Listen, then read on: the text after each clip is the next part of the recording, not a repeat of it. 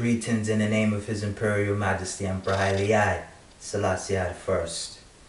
Today I would like to speak about 3 problems which are affecting the Rastafari movement. Now these are the biggest issues that I think are holding us back, and I think that we need to address these issues so that we can be more effective in our movement and protect our interests so that His Majesty is given the proper respect and honor that he deserves, as well as us, the Rastafarians, as well. One of the issues that I believe is holding us back is the academic community. And when we say the academic community, we're talking about the scholars. We're talking about professors who write books about Haile Selassie's government and his character. People like Patrick Gykes and Christopher Clapham. These scholars and this community must be addressed. The PhDs and the professors and what they are writing about Haile Selassie, putting His Majesty in a negative light and downplaying his accomplishments, that's something that we as Rastafari must address. We have to defend His Majesty against these attacks. And that means that we ourselves must be educated, that we ourselves must put out information that challenges what they are writing and what they are saying. This is very important, because if the only books that are written about His Majesty are negative and basically cast him in a bad light, then when people try to learn about His Majesty, then this is the information that they are going to be reading. And this holds us back when we say that He is the Almighty. This holds us back if all of the information about Him is negative. So it's important that we address these scholars and these professors, because what we have seen is that, for instance, one of the things that the Ethiopian students who revolted against the imperial regime was saying was that they was calling Haile Selassie a stagnant ruler. They said that in the 50s he became stagnant, and that Ethiopia was not moving along at the pace that they would have liked it to be seen. Now the reason why that is such a egregious error is because if you examine Ethiopian history, if you look at the entire 3,000 years, 4,000 years of Ethiopian history, you'll find that Haile Selassie's regime accomplished more changes, and there was more progress done during his tenure than the entire 3,000 years, the entire history of Ethiopian history. Yet this is the ruler. This is the person that they call stagnant. This is the person that they say was not being progressive, which is unbelievable. I mean, it's so outrageous. But this is what happens when you have professors who are able to manipulate people's ignorance and lead them in the wrong direction, and not give them the full picture. So it's important for us to do that, to address the propaganda, the false propaganda that's being spread in His Majesty's name, because this is what leads to people looking at His Majesty in a bad light. One of the things they was also saying is that these students who was being educated by these professors was calling for a constitutional monarchy. So they were saying that the government that His Majesty had in place was an ancient government that no longer applied in the modern world. And they were saying that all of these other governments in the world, such as England, was constitutional monarchs. Their powers was limited, And that was the basis for modernization. Now this must be addressed. This is also an issue that Haile Selassie addressed himself. He has speeches. There are speeches where His Majesty says that you Ethiopian students who are going abroad, it is not for you to become like the Americans or the English. You're not supposed to basically want to be like them and adapt all of their ways. He was saying that you must remain your integrity as an Ethiopian and take the good from their societies. Not everything, but what is useful to your own culture.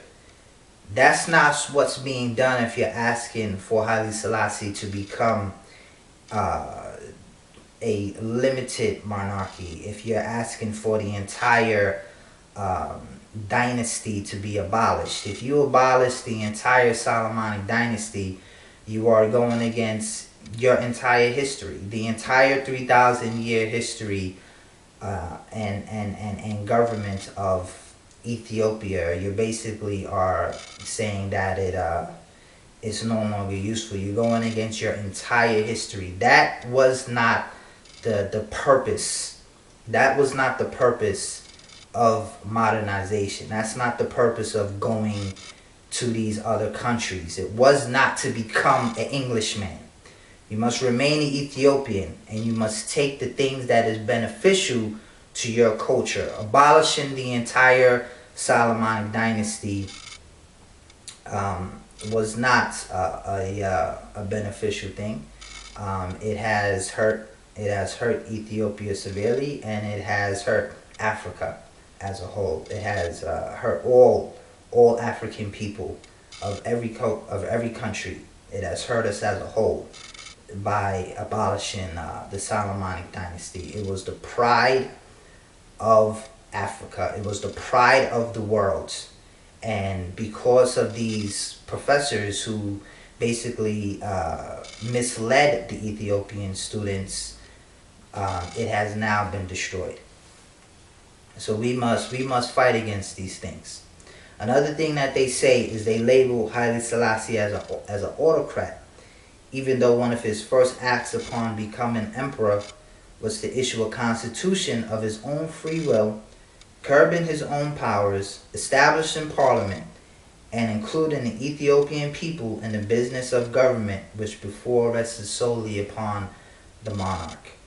So again, these are all egregious errors, saying that he was an absolute monarch when one of the first things he did was to curb his own powers and to give up power. He did that also in the 1955 Constitution. He further curbed his powers, but he was not going to go to the point of being a constitutional monarch and giving up all of his powers, because he was the most effective ruler. What you want, the person you want in power, is somebody who is wise, intelligent, strong. His Majesty was all of these things. He was the perfect ruler. He was above temptation. He could not be tempted. He was not stealing the people. He was not robbing from the people and stealing the people's money. All of this propaganda we must fight against, because it robs the people of their salvation. Another thing that the students was protesting about, and this is again because of the miseducation that they was receiving from the academic community, the Ethiopian students was protesting over lack of jobs. Now, the reason why that is wrong is because education, when you go to school and you study a field, whether that's going to be, you're getting a technical education or something in the humanities, or theater or whatever it is that you're studying, this should give you the know-how to analyze society. Now, when you analyze your society and your culture, and you see that there's not a job for the area that you study for, that is for you now to create a job. A job is not something that the government should create. A job is something of the private sector. You should have the know-how to create a job for yourself. That is what your education should do. Your education should allow you to think. If your economy is lagging behind, you're not supposed to look to the government and look to the emperor to create the job. His Majesty was not a communist who controlled the private sector. You were supposed to go to one of these development banks that Haile Selassie did establish for this purpose, for you to create industry. His Majesty created plenty of different industries, but to ask him to create all the industries is absurd. He created schools, he created companies, he created printing presses, slaughterhouses, cigarette companies, but looking to him to create every single job is a sign of a sign of your lack of education. It's a lack of understanding. It's a lack of understanding the government's role and a lack of understanding your role. You are actually supposed to take some initiative and have some ambition to create a job for yourself, create your own business. This is how a country lifts itself up out of poverty. The private industry must play its part. You yourself must create businesses for yourself, and that opportunity was available to these students, but again, the academic community failed them. Their education, they was not given the proper education, and this is because they look to these Western teachers to provide them with their opinions, from what it seems like. The purpose of education is not for you to adapt the opinion of your professor. The purpose of education is for you to learn how to think for yourself and learn how to take the useful parts of what they are teaching you and apply that to your own culture, to your indigenous culture, and for you to build up your country. That's not what is being done, because these scholars, the academic community, obviously wants to tear down Haile Selassie because he was an outstanding African leader who was lifting not only his country but the entire African continent up, uniting them and making a lot of progressive waves as far as fighting against colonialism and getting the Africans back on their feet. So it only makes sense that these colonialists would want to destroy Haile Selassie. They use the academic community to do that, and because of the ignorance of the people, they exploited their ignorance, and to a large extent they were successful. We must fight against these attacks. We must fight against the academic community. We must become educated. We must see through their lies, because this is a significant problem. It's a significant problem. One of the other things, another thing that I see is a major problem confronting Haile Selassie and the Rastafari movement is the Ethiopian Orthodox Church. Now let me clarify what I mean by that. When I say that the Ethiopian Orthodox Church is a major problem hindering the Rastafari movement, I am not referring to the Ethiopians. I would like that to be clear. I am not referring to the Ethiopians in particular, even though the Ethiopian Orthodox Church has its issues, and the Ethiopians have their issues with accepting the divinity of Haile Selassie. I am not, in this segment, actually addressing them. Now, when I say the Ethiopian Orthodox Church is a major problem confronting the Rastafari movement, I am speaking about Westerners. I'm speaking about Europeans who are using the church with a targeted agenda, a targeted and specific agenda, an organized attack by Westerners who are coming in the name of the Ethiopian Orthodox Church to convert the Rastafarians over to traditional Christianity. So one of the things they are trying to do, is they're trying to say that Haile Selassie followed the Roman ecumenical councils, and therefore following him means that we must accept traditional Christianity. That is a lie. Okay, Haile Selassie, first of all, us as Rastafarians saying that Haile Selassie is God, one of the things that we understand full well is that Haile Selassie, we know that he is God, not because he verbatim said that he is God. So that means that His Majesty was not here to proclaim himself. He did not self-proclaim himself and say, I am God, fall down and worship me. And that's not what he did. We know that he is God because he fulfilled the prophecy in the Bible that says that God will come according to this pattern. His name is one. He had a name written that no man knew but he himself. That's Haile Selassie. Okay, so on November the 2nd, when he took the name Haile Selassie I, that was a name that no one knew but he himself. Okay, Haile Selassie is his Ethiopian baptismal name. He was baptized with that name. He also used this name before the coronation, right? He set up schools, the Haile Selassie School. So he was saying this name as well. Also, when in Ethiopia, there are a lot of people with the name Haile Selassie.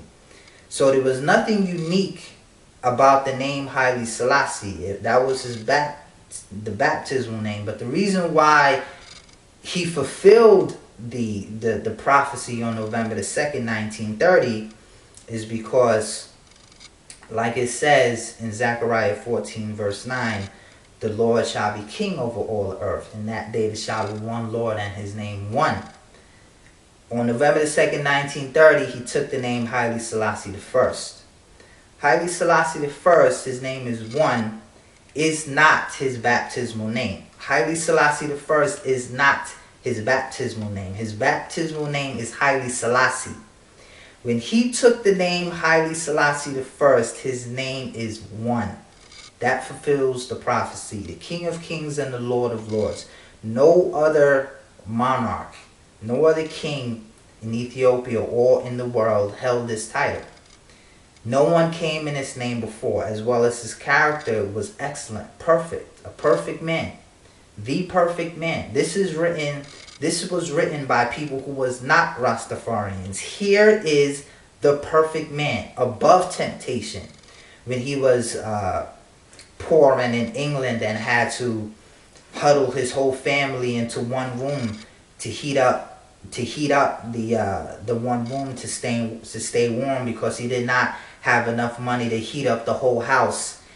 He was tempted with huge amounts of money during this time from Mussolini. Refused it. Not only did he refuse that money, but he was also offered movie roles which did not befit the dignity of a king. Refused it. Do we understand really what kind of character that is? That he would not compromise his dignity even under the most trying of circumstances. He was forever a king, and this is what he held in his fabric, fully, 100%. Under no temptations did he bend. This man was perfect. Okay, so he fulfilled the prophecy. He fulfilled the prophecy on November the 2nd, 1930 But he did not do this by verbatim saying that he is God. He did it by his actions and his deeds. So what that means is that because he was not going to self-proclaim himself to be God, you know, the Ethiopian church, they follow the ecumenical councils. They accept them. But His Majesty was not going to go against that, okay? Because he was not there to self-proclaim himself as God. He was not going to go to the Ethiopian church and say, listen, all of these customs y'all are following are wrong, okay? I am here to give you the right teachings. I am God. Fall down and worship me. That is not what Haile Selassie was going to do. Okay, it is a complex. It's complex. We have to really be educated and really analyze these things fully, okay?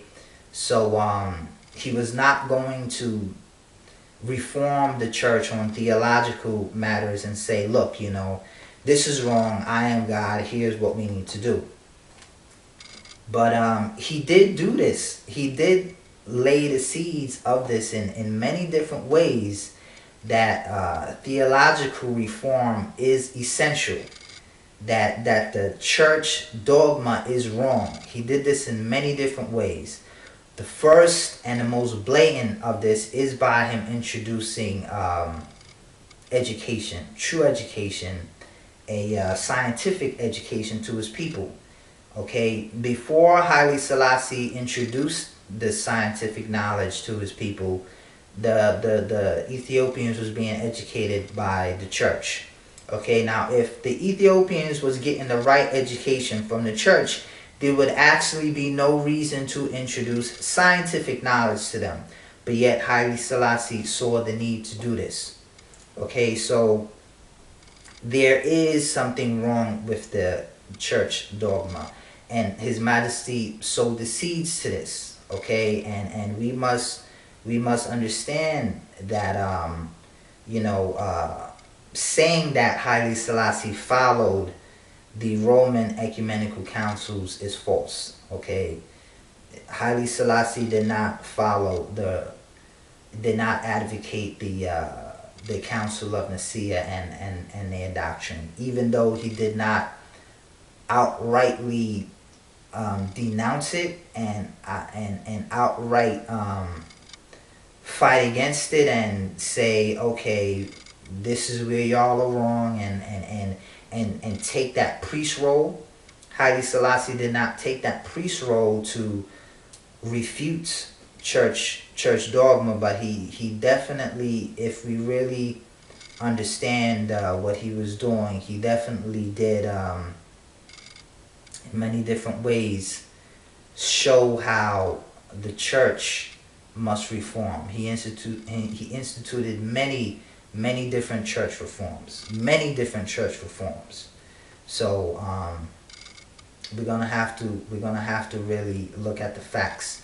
Another thing that these Westerners who come in the name of the Ethiopian Orthodox Church to convert the Rastafarians over to traditional Christianity, another thing that they say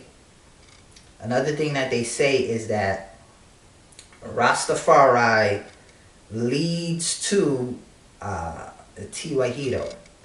And what I mean by that is they're saying that if you are a Rastafarian, then the true meaning of being a Rastafarian is to be a member of the Ethiopian Orthodox Church, because again, Haile Selassie was a member of the Ethiopian Orthodox Church. The reason why that is false is because Haile Selassie said that he does not consider his religion alone to be valid, and he has granted the people the opportunity to practice any religion that they please. Okay, so by them trying to say that the only way that you are a Rastafarian is to be a member of the Tiwahido Church and faith, that actually goes against His Majesty's teachings and his government policy. But they don't address these things. They only offer a very short-sighted approach to it, and they only offer the facts that they only want you to consider. They don't offer the whole picture that His Majesty granted us the right to worship as we please, as well as we also must understand that Haile Selassie was directly questioned by the Jamaican authorities to renounce the Rastafarians. He was directly informed that these people see you as God, that they are worshiping you, that they see you as the Almighty. And they said, and the Jamaican authorities was like, this is a heresy, and we would like for you to denounce it. And His Majesty Haile Selassie I said that he would not. I mean, I guess to those people who want you to continue following popery, I guess that means nothing to them. But that is humongous that he would not denounce the Rastafarians. That is huge that he allowed them to come into his country and have land. That is huge. Huge that the Rastafarians was allowed to live in Ethiopia on the land in Shashamani. I mean, for thousands of years, I mean, land is an issue. Land is an issue that Ethiopians are still struggling with to this day, to allow people to have land, the farmers to have land, the regular common people to have land. That is an issue that the Ethiopians have been struggling with for thousands of years. They do not allow foreigners to have land. They themselves are fighting for land. And he allowed the Rastafarians to have land? This is not some small issue just to be glossed over. And the idea that His Majesty did not embrace the Rastafarians, did not allow them to worship him as God, is completely false. It's completely false. His Majesty was aware that the Rastafarians existed, that we worship him as the Almighty. He's seen it for himself when he landed in Jamaica. He's seen it clear for himself. He was asked directly to renounce the Rastafarians, and he did not. And that means something, okay? Now, these Westerners who come in the name of the Ethiopian Orthodox Church to get us back under the paganism of Christianity, they do not want to look at these things. They do not want to analyze these things, and they misunderstand and they misrepresent these things because they want to destroy the Rastafarian movement, and they want to push us back under traditional Christianity. And we need to address this, because even people like Tommy Gowan, right, who was a Rastafarian and now is a traditional, back to being a traditional Christian. When these Rastafarians convert over to traditional Christianity, it is not to say that they are continuing in the Rastafari faith. It is clear that it is a break and renouncing the Rastafari faith. It is not the same to say that Rastafari leads you to the Orthodox faith, to traditional Christianity. It is two separate and different interpretations, okay? The Ethiopian Orthodox Church accepts the ecumenical councils, and we as Rastafarians reject it, okay? So It is false to say that we as Rastafarians, the true meaning of the Rastafarians is to become one of the traditional, to be a traditional Christian again. That is not the meaning of Rastafari. Alright? Now, another thing that they use, another thing that the Westerners, under the veil of the Ethiopian Orthodox Church, use, is they use Abuna Isak's mission in the West to say that Haile Selassie wanted to convert the Rastafarians over to the Orthodox Church. This is clearly in defiance of the fact that Abuna Yisak himself said that the Rastafarians are not to be condemned. Okay, all the Ethiopian Orthodox Church was sent over to the West to do was to establish churches. They were supposed to, Haile Selassie sent him over there, over to the West, over to the Caribbean, into the Americas, to establish the church and the faith for those people who was interested, for those people who want to learn about Ethiopia and the Ethiopian faith. He did not, it's two different agendas to send him over directly to the Rastafarians to convert them. Those are two totally separate issues. Okay, and the interpretation that Haile Selassie sent Abuna Yisak over to the Rastafarians to convert them is a complete fallacy. That is 100% false. Abuna Yisak was sent to set up churches in the West. That was his mission. His mission was to set up churches in the West. If the Catholic Church sets up churches in the Caribbean, that is for the Catholics. It is different if they're coming over in the Caribbean and targeting specific groups to convert them. There's a difference between the two. There's a difference between you just establishing yourself and targeting specific groups to convert them. Those are two totally separate missions, okay? And the idea that His Majesty was sent a mission to convert the Rastafarians is false.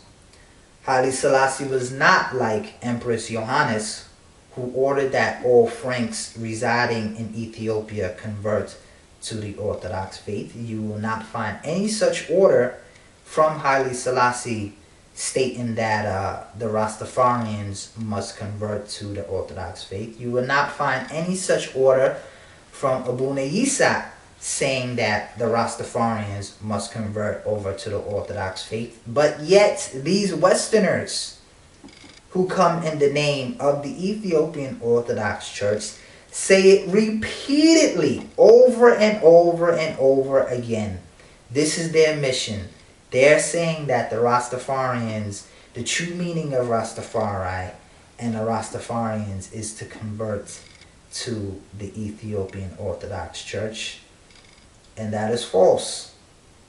That is 100% false. That is not what Rastafari means. That's not what it was established for. And that's not what it will ever be, no matter what these Westerners continue to do. But we must confront them. We must confront them, and we must disprove them. This is a major issue. Haile Selassie also was not like Empress Zalditu, who maintained the ancient church order, right? So if you're looking for a Ethiopian monarch who defended the old ancient ways of Ethiopia, then emperors and monarchs such as Empress Zalditu are people that you can look to. You can look to them. But Haile Selassie was a reformer.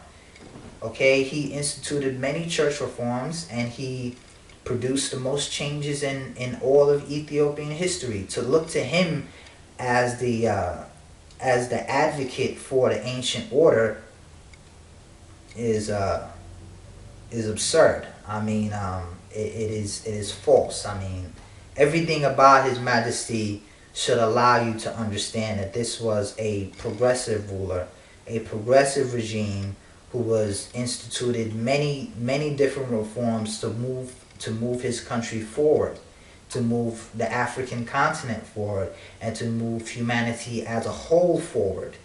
To use him as the face of the ancient ways, and to say that he is the reason why I am holding on to the ancient church customs and the ancient lifestyle is a clear lack of understanding.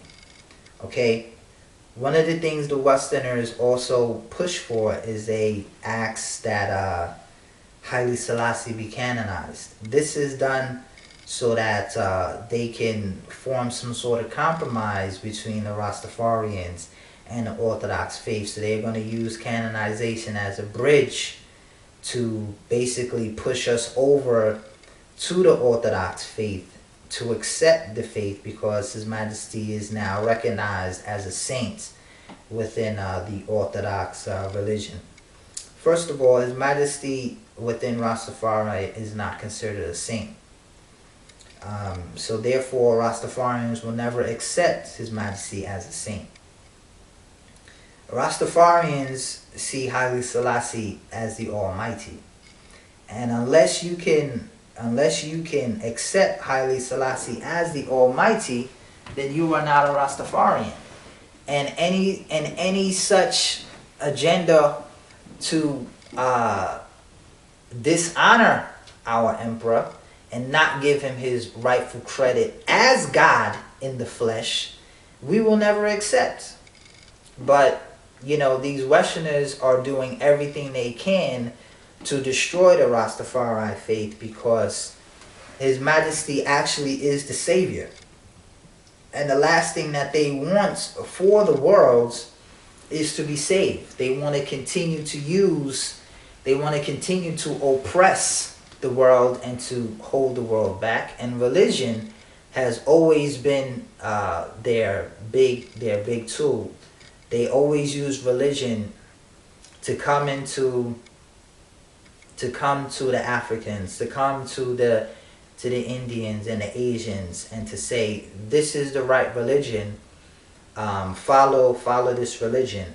And it has always been a ploy to basically exploit them.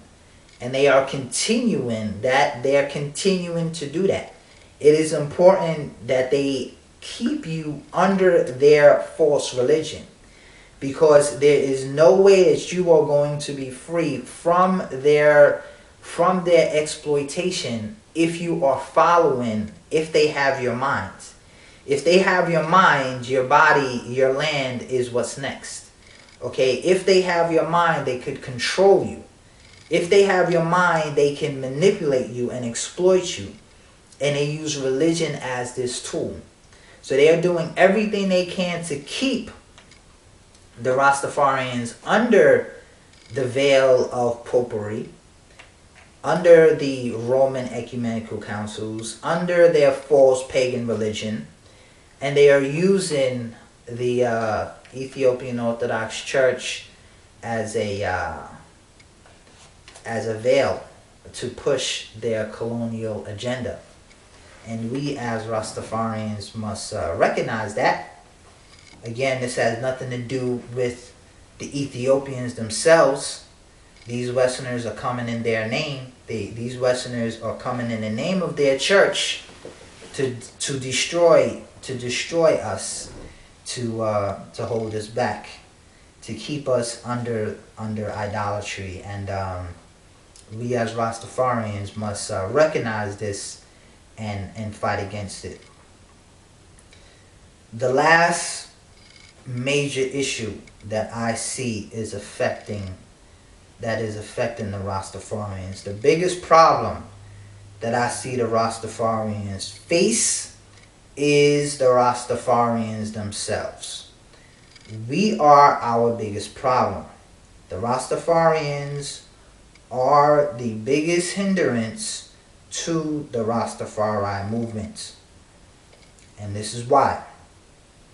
The Rastafarians do not follow anything that Haile Selassie instructed them in. Okay?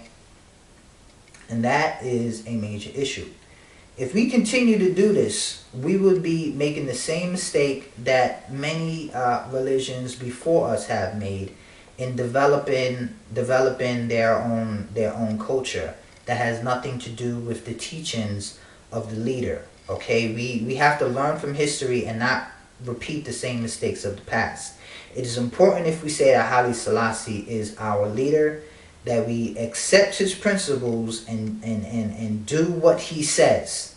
Okay, first of all, Nyabingi, the origins of the idea that Haile Selassie is the head of the Nyabingi order, and that Haile Selassie was a race baiter who, wanted to wage war against the Europeans to free the black race and to unite to fight against the white race, and black against white, and black supremacy versus white supremacy. This idea does not come from Jamaica. Okay? Now, how the Jamaicans embrace this idea, I have not found an answer to. Okay, I asked some of the elders about it, and I've never received an answer for it. But this idea that Haile Selassie is the head of the Nyabingi order comes from fascism. It comes from the fascists. That is a historical fact. It's an historical fact. It comes from the fascists. They use this idea to basically cast His Majesty in a bad light, to say that he was incompetent and that he was dangerous and he needed to be removed and killed. This was fascist propaganda that said that Haile Selassie was the head of the Nyabingi order. It doesn't come from His Majesty himself, and it doesn't come from the Jamaicans. It comes from the fascists. Why do we as Rastafarians accept this? Why? It doesn't make any sense. Dreads. His Majesty did not have dreads. But yet this is the image of the Rastafarians. If however you want to grow your hair, it's fine. I'm not a cosmetologist. I do not care about your hair. Your hair is not going to save you. Your hairstyle does not define who is righteous and who is unrighteous. The judgment and the definition of who is righteous and unrighteous is not based upon your hairstyle.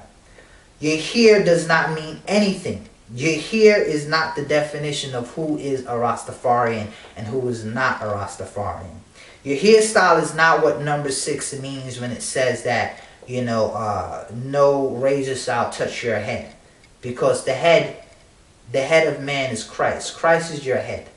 Okay, so our locks, we must be locked with Christ. We must be locked in with Christ and accept Christ. Okay, the Bible is not talking about your hairstyle. Haile Selassie also did not have dreads. Okay, so the idea and this culture that the Rastafarians have accepted on their own of dreadlocks is the definition of Rastafari is false. I mean, your hair is insignificant. It is insignificant. Smoking weed, smoking marijuana also has nothing to do with Haile Selassie. In fact, His Majesty, it goes against the laws of His Majesty's government to use cannabis if there is no medical necessity for it.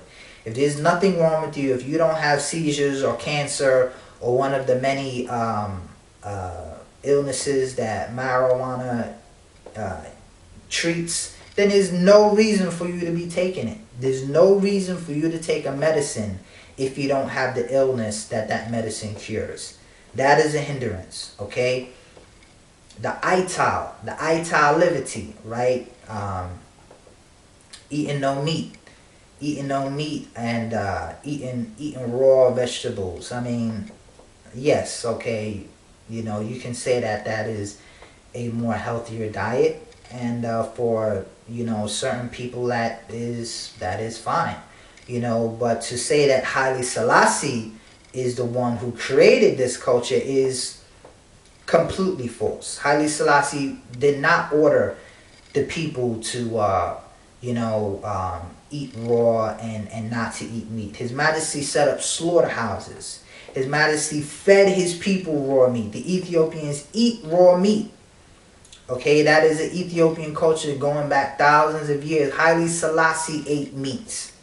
Okay, let's go over that again. His Majesty set up slaughterhouses in the very same province, province that Shashamani is in. Haile Selassie set up slaughterhouses there, fed his people meat, ate meat, as well as it's an Ethiopian tradition going back thousands of years to eat raw meat.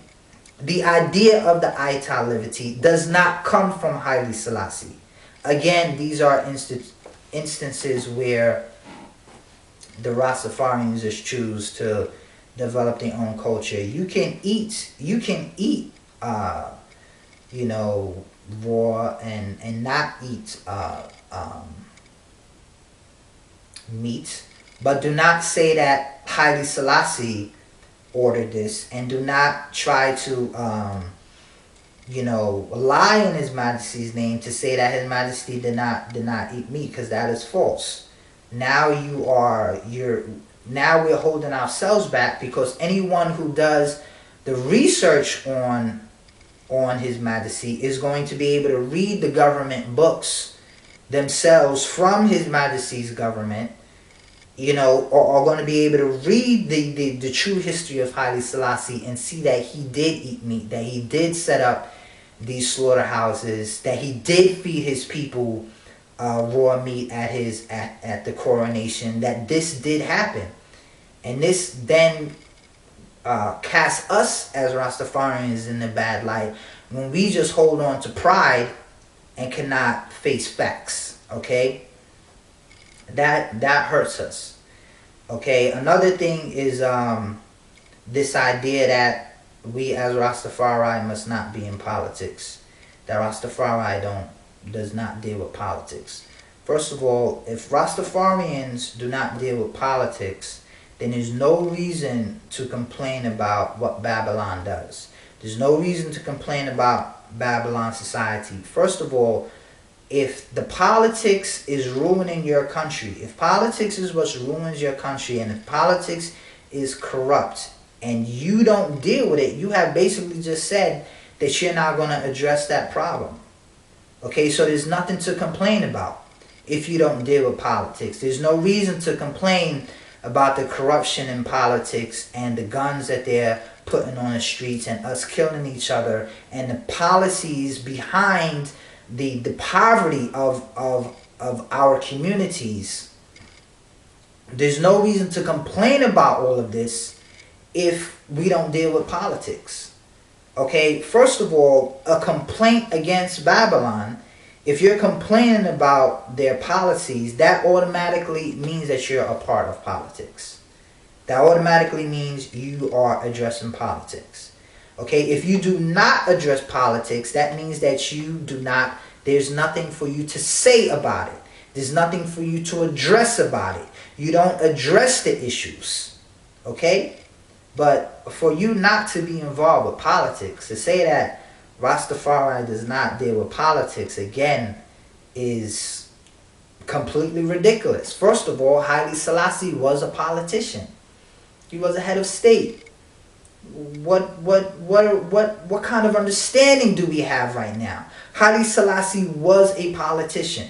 So how do we as Rastafarians say that we don't deal with politics when the person that we're looking to was a man with a political agenda, head of state, dealing with politics, talking to different leaders, talking to presidents, talking to prime ministers, going to kings of countries, talking about policies, addressing issues. That was His job, that's what his entire life consisted of doing, was politics. He was a politician.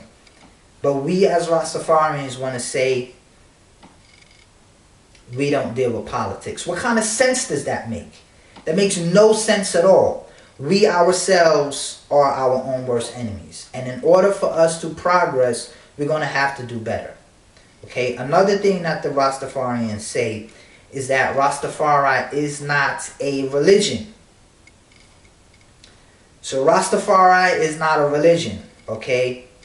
Although there is a very popular terminology that they use to refer to people who are real Rasta as opposed to fake Rasta, fashion dread, and this and that. First of all, if Rastafari has no rules and if everyone is free to do what they want, think what they want, and do as they please, then the fashion dread is just as real as the Ital, bungo in the woods. They're both the same because there are no rules. There are no rules, which is what they are shying away from when they say that they are not a religion. You basically are saying that we are all free to think and to do as our own. So why do we then say that this one is a real Rasta and this one is a fashion dread? That, my friends, is a contradiction. Another thing is that if Rastafari is not a religion, then why are we setting up houses all over the world and using music as the means to preach the message of Rastafari? First of all, music being used to preach the message of Rastafari is a organized agenda from the Rastafarians. They deliberately used music as their means to preach. We are essentially doing the same thing as any religion on earth does, but we are doing it in our own way. We're preaching our message. They're using the music to do it. They're setting up houses and places of worship all over the world. All over the world, you will find these centers to organize the people. That, my friends, is a religion. It's religion. Saying that Haile Selassie is the Almighty is a religion. That's religion. The only thing is that we're not really embracing the full title of it, and that holds us back. That's a problem. Okay, so Rastafari is religion. Okay, everything about Rastafari is religion. Everything about Rastafari is politics, and we need to really think with a clear mind and really analyze these things objectively, because we're holding ourselves back. Okay, we are also holding ourselves back by taking his name in vain and setting up our own belief system. This will be primarily with this idea of abacadus, that Haile Selassie is a eternal in the flesh, and he's somewhere in the mountains of Ethiopia, which gives rise to people such as Yogi Raj Ruanat Sihanat, who is a blatant idol worshiper, and these magicians and wizards and these supernatural ideas are actually ideas that Haile Selassie refuted. So we as Rastafarians must accept His Majesty's words and mission, because His Majesty said that he was mortal. This does not mean that he's not God. He has given us the scientific knowledge, and Haile Selassie said knowledge allows you to inherit the kingdom of God. Okay, it is only with the correct understanding that we are going to be able to prove our point, that we are going to be effective, and that we are going to be able to save ourselves and save the world. We must have the correct outlook, but making up our own doctrine that contradicts His Majesty, contradicts His word by saying that He's Abba Kadus and eternal in the flesh, and continuing these supernatural and superstitious ideas is a problem. Okay, Rastafari is the era of a new consciousness. It's a new world. We must destroy the old world. We cannot continue the pagan ideas and the false ideas of the past. We must present and follow the principles of Haile Selassie in order to save ourselves, in order to move the movement in the direction that it's supposed to be going. Like Bob Marley famously said, "Give us the teachings of His Majesty," because we don't want no devil philosophy. But again, after we have been given these teachings, I guess someone else should make up some new lyrics that says, "Follow the teachings of His Majesty and stop setting up your own devil philosophy."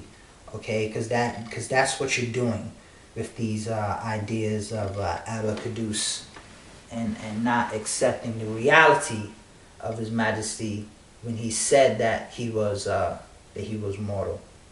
Another thing the Rastas say, which is a hindrance to the movement, is the call for repatriation.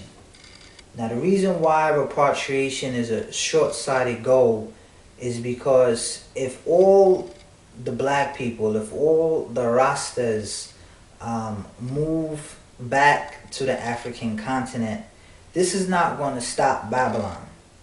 This is not going to stop Babylon from targeting us, exploiting our resources, and their agenda that they are currently on with taking over lands and spreading death all around the planet. Us moving back to Africa is not going to solve that problem. Okay, now I have no issues when it comes to black people uniting. So if certain people want to move back into Africa, then that's fine. You know, us being one and African unity is something that must be strengthened. So us being closer to our people and working together and living alongside each other is wonderful. But if we're calling for the repatriation of all Rastas or all black people from the west over to the east, there are a few things that we need to really need to analyze. The first thing is that this is 100% a political agenda. Everything about moving millions of people from the west back to the east is politics. It's going to be politics to negotiate with the governments in the west, the Jamaican government, the government of Guyana, the Americas, and all of the different Caribbean governments, to somehow move these people, uproot these people from their existing countries over into Africa. Africa also is not a country, so you have to then also deal with the politics in Africa. You have to ask yourself, what country are they going to go to? You then have to negotiate with the government, with the governments in Africa when it comes to settling these people. And that's an issue that still remains open for the Rastas who chose to repatriate to Shashamani, because in Ethiopia they're not recognized as Ethiopian citizens. So they have no rights and they are being marginalized. And this is because the call for repatriation is not really being thought fully. We're not thinking it all the way through. First of all, repatriation, once again, is a political agenda. That is politics 101. So if you're going to call for repatriation, then we're going to have to deal with the governments, and we're going to have to understand that we must step into the political agenda. We must step into the political arena, and we must do this correctly. We must be organized. We must have some sort of plan in place, and we must have something to offer, so that they take us seriously, so that they welcome us, so that we are given our rights in these countries, and so that generations upon generations can thrive. But the call for repatriation, I believe, is a short-sighted goal, and I believe that it holds us back as a people, because if all of the minorities, if all of the black people go back to Africa, then what's going to happen over here in the West is that the voice of protest against these corrupt policies is going to basically be silenced. So the agenda that Babylon is on to oppress the people will no longer have a strong voice of protest against it. Now, if there's nobody protesting their policies of taking over countries and exploiting their resources and waging war all around the world, if no one is protesting against that, then do we believe that Babylon is just going to crumble on its own, and they're going to change their policy on its own if no one is stopping them?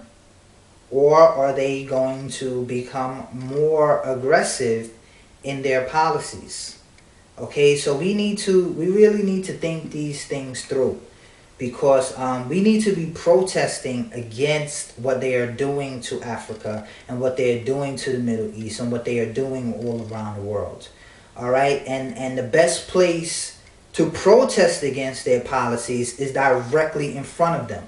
Is if we are here right in front of them, within the system and not without. The Africans in Africa would benefit tremendously if we here in the West can get the Americans and the American government to help the people instead of exploiting them. Okay, that will help Africa in a much greater way than us just going over there and planting a farm. If we can stop their agenda, if we can work in politics and get them to change their agenda, then this will help. This will help ourselves, our communities, our people. This will help Africa tremendously. So I believe that repatriation is not only a short-sighted goal, I believe that it is impossible. And based upon the Rastafarians saying that they do not deal with politics, it also leads me to understand that it will never be carried out in a correct manner, because they're not even able to understand that the call for repatriation is a political agenda. It is politics. Everything about it is politics. So we really need to think clearly, and we really need to get it together. We really need to follow Haile Selassie. His Majesty sent his people over to the West to get an education. We here in the West have work to do. Okay, we have work to do, and we can benefit our people in many ways right where we are at. So I feel like going to Africa is great. I want to go to Africa, but I know that there are things that I can do here that will help my people more than me living besides them in the same conditions that they are in. So hopefully this resonates with some of my Rastafari brothers and sisters. I believe that we need to look within ourselves, and we need to become greater. That's what His Majesty said, and I believe that that's what we need to do. We need to confront these issues. These are significant issues in my opinion. These are things that hold us back, and we have the solution to solve it. The solution is within our hands. All we need to do is follow the teachings that Emperor Haile Selassie I has left with us. Give thanks.